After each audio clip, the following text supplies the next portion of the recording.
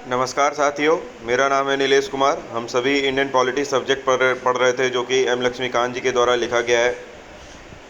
हम सभी ने प्रीएम्बल ऑफ द कॉन्स्टिट्यूशन की शुरुआत की थी। उससे पहले हम लोगों ने salient features of the constitution देखा, क्रिटिसिज्म ऑफ द कॉन्स्टिट्यूशन देखा। हम लोग प्रीएम्बल ऑफ द कॉन्स्टिट्यूशन पढ़ रहे हैं, जिसमें कि हम लोगों ने प्रीवियस वीडियो में 3 पॉइंट पढ़ लिया था। तो समय को बिना बर्बाद किए हुए हम लोग आगे बढ़ते हैं। इससे पहले आप सभी मेरे चैनल्स को सब्सक्राइब करें ताकि मुझे भी साहस मिलते रहे एजुकेशनल वीडियो को लाने के लिए। तो आइए शुरू करते हैं। 4th पॉइंट आज का क्या है हमारा प्रीएम्बल ऑफ द कॉन्स्टिट्यूशन में? डेमोक्रेटिक। तो हम लोग प्रीएम्बल ऑफ द कॉन्स्टिट्यूशन के वर्ड्स पढ़ रहे थे, उसके मतलब पढ़ रहे थे। डेमोक्रेटिक का मतलब क्या होता है, आइए पढ़ते हैं। Democratic polity as stipulated in the preamble is based on the doctrine of popular sovereignty that is possession of supreme power by the people. तो क्या बोला गया है कि डेमोक्रेटिक का मतलब? डेमोक्रेटिक का मतलब होता है कि संप्रभुता, मतलब कि उसमें सबसे बड़ा ताकत किसके पास है? लोगों के पास है, जिसको कि डेमोक्रेटिक कहा गया है। डेमोक्रेसी इज ऑफ 2 टाइप्स, 2 तरीके के डेमोक्रेसी होते हैं, एक डायरेक्ट और इनडायरेक्ट। डायरेक्ट डेमोक्रेसी में क्या होता है? The people exercise their supreme power directly as is the case in Switzerland. ठीक है, तो डेमोक्रेसी भी 2 तरीके के होते हैं। डायरेक्ट में क्या होता है कि जिसमें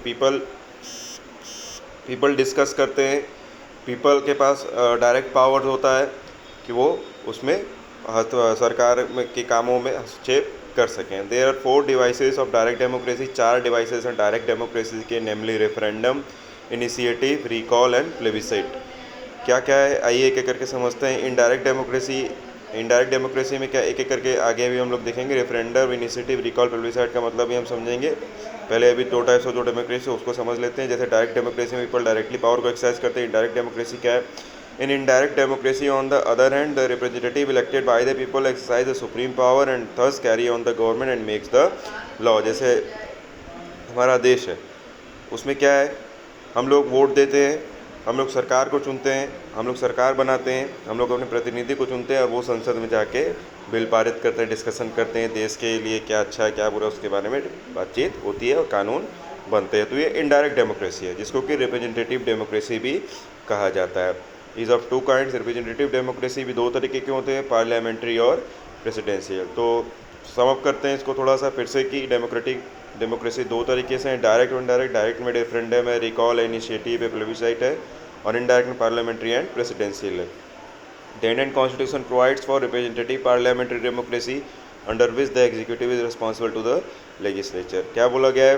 जो भारतीय संविधान है उसने क्या किया है? रिप्रेजेंटेटिव पार्लियामेंट्री डेमोक्रेसी को अडॉप्ट किया है, जिसके तहत जो एग्जीक्यूटिव होता है वो रिस्पॉन्सिबल है किसके? लेजिस्लेचर के। किस चीज़ के लिए? जो पॉलिसीज़ और एक्शन फॉर्मुलेट हो रही है उसके लिए। एग्जीक्यूटिव कौन होगा? जो सरकार में मंत्रालय दिए जाते हैं, मिनिस्ट्रीज़ दी जाती हैं, जैसे कैबिनेट मिनिस्टर्स बनते हैं, ministry of sports, ministry of health, ministry of environment, ministry of defence, ये सभी चीज़ क्या एग्जीक्यूटिव बॉडीज़ में आता है। लेजिस्लेचर क्या होता है? पार्लियामेंट, जहाँ पे पॉलिसीज़ फॉर्मुलेट की जाती हैं। आगे बढ़ते हैं। Universal adult franchise, periodic elections, rule of law, independency of judiciary and absence of discrimination on certain ground are the manifestations of the democratic character of the Indian polity. तो democracy कैसे पता चलेगा कि भारतीय रूपरेखा क्या है, डेमोक्रेटिक है कि नहीं है? तो उसमें यूनिवर्सल अडल्ट फ्रेंचाइजी है, वोट देने का अधिकार है, पीरियोडिक इलेक्शंस होते हैं, टाइम टू टाइम पे इलेक्शंस होते हैं, रूल ऑफ लॉ है, इंडिपेंडेंस ऑफ जुडिशरी है, absence of discrimination on certain grounds है, मैनिफेस्टेशंस है, डेमोक्रेटिक कैरेक्टर्स इंडियन पॉलिटी के ऐसे। The term democratic is used in the preamble is in the broader sense embracing not only the political democracy but also social and economic democracy। तो जो democratic शब्द preamble में use किया है वो सिर्फ राजनीतिक डेमोक्रेसी नहीं है, पॉलिटिकल नहीं है, वो इकोनॉमिक और सोशल भी है।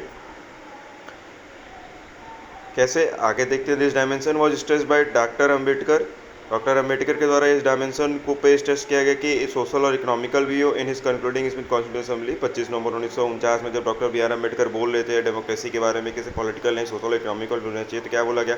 Political democracy can not last unless there lies at the base of it social democracy. राजनीतिक लोकतंत्र या डेमोक्रेसी कह सकते हैं, पॉलिटिकल डेमोक्रेसी तब तक नहीं सफल हो पाएगा जब तक कि हम लोग सोशल डेमोक्रेसी न प्रोवाइड करें। What the social democracy mean? Social democracy का मतलब क्या होता है? It means a way of life which recognises liberty, equality and fraternity.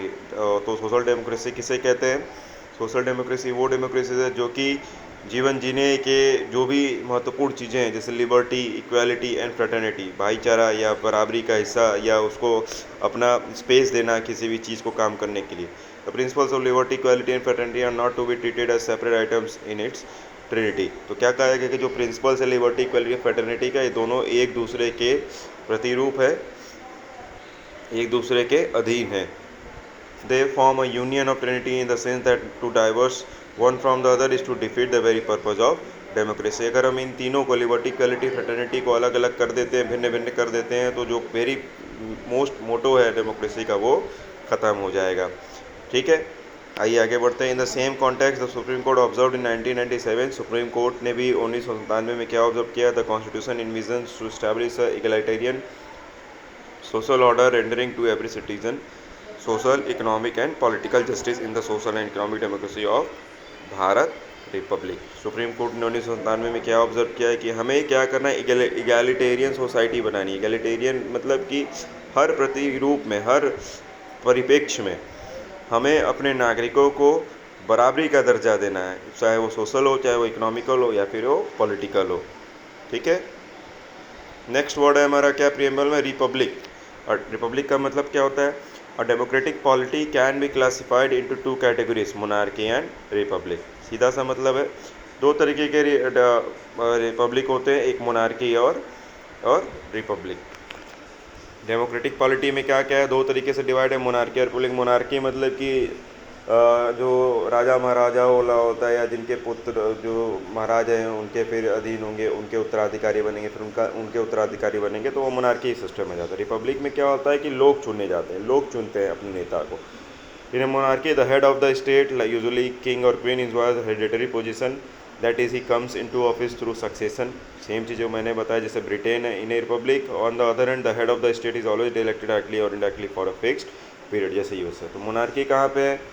Britain में राजा महाराजा वाली व्यवस्थाएं, और यूएसए में क्या है? हेड ऑफ द स्टेट, वहाँ पे क्या है? रिपब्लिक है। Therefore the term Republic in our preamble indicates that India has an elected head called the president. He is elected indirectly for a fixed period of 5 years। तो क्या बोला गया? हमारा भारत क्या है? रिपब्लिक है, जो कि जिसमें हेड ऑफ द स्टेट जो प्रेसिडेंट है वो इलेक्शन के जरिए आते हैं। और वो कैसे इलेक्ट होते हैं? इनडायरेक्ट वे में वो इलेक्ट होते हैं। जिन लोगों को जनता ने चुना होता है, उन लोगों जो नेता बनते हैं वो सदन में जाते हैं, और उनके बेसिस पे हमारे राष्ट्रपति को चुना जाता है। Republic also means two more things, one vesting of political sovereignty in the people and not in a single individual like a king.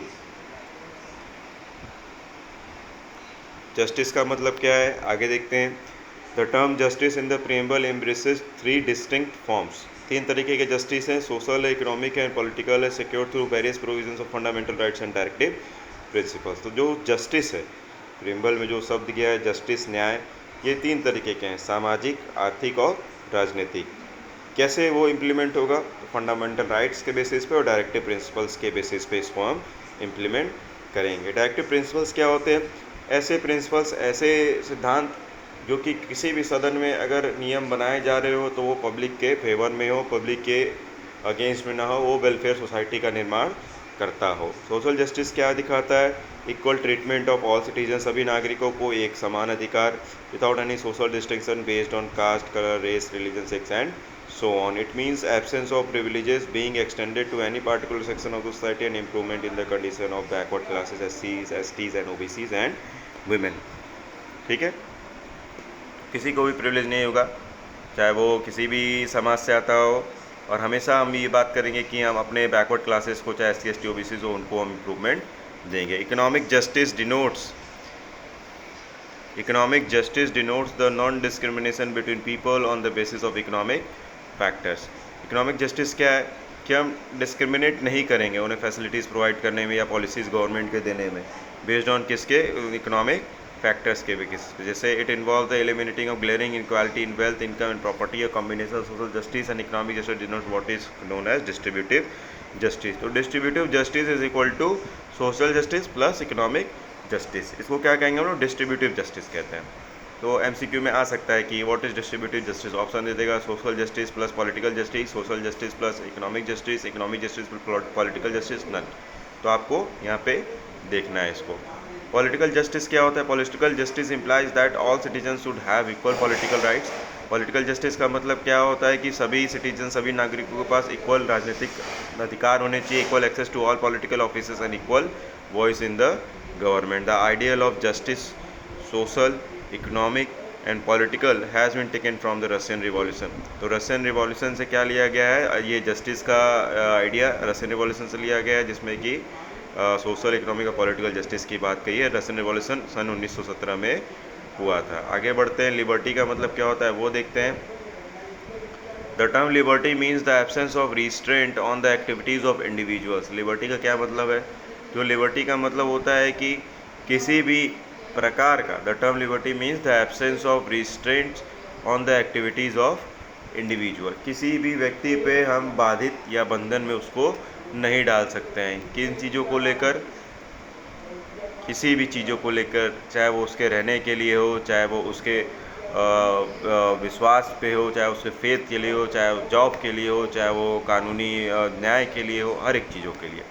लिखा क्या है? The preamble secures to all citizens of India liberty of thought, expression, belief, faith and worship through their fundamental rights enforceable in court of law in case of violation. Same चीज़ है। फिर fundamental rights की बात है। Fundamental right का मतलब क्या होता है?